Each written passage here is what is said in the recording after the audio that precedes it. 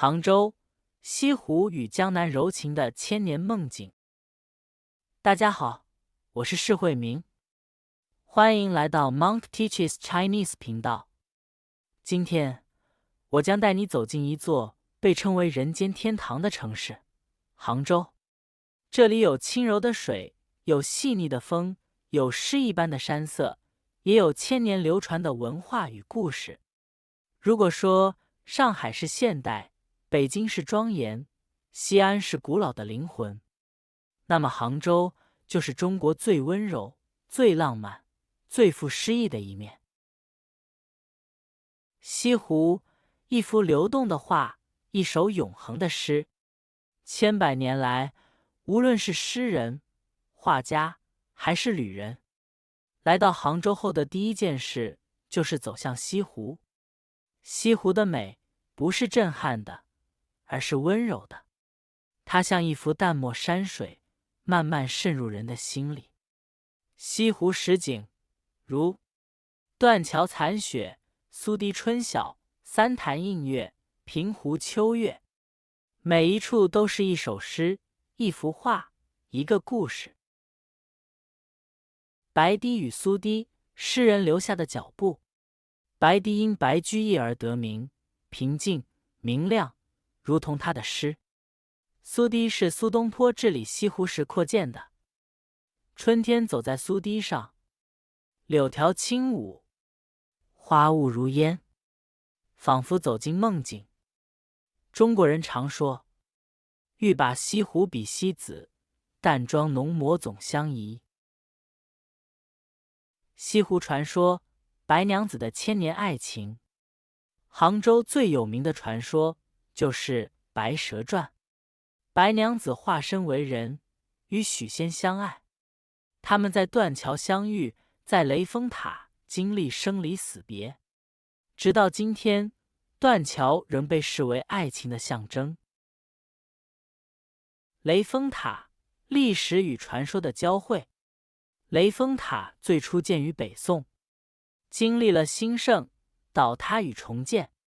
从塔顶俯瞰西湖，景色如同画卷展开。雷峰塔不仅承载城市记忆，也承载着人们对爱情与历史的想象。丝绸之府，杭州的轻柔千年。杭州自古就是中国丝绸的重要中心。轻、薄、滑、柔是杭绸的象征。宋代时，杭州的丝绸甚至远销世界，是海上丝绸之路的重要产品。触摸祥绸，仿佛触到江南的温柔。南宋御街，皇城旧梦与城市烟火。杭州曾是南宋都城，御街是最繁华的中心。如今的御街上有茶馆、糕点铺、香道店，还有许多手工艺人的摊位。走在御街，像从现代走进800年前的临安城。杭州美食清淡、细腻，带着江南的温度。杭州菜用4字来形容：清、淡、鲜、嫩。代表菜有西湖醋鱼、龙井虾仁、叫花鸡、片儿川面。每一道菜都像江南一样温柔。龙井村，茶香中的宁静世界。杭州龙井茶是中国最有名的绿茶之一。在龙井村，山风带着茶香，竹林随风摇曳，茶农手工炒茶，喝一口新茶，仿佛把整个春天喝进心里。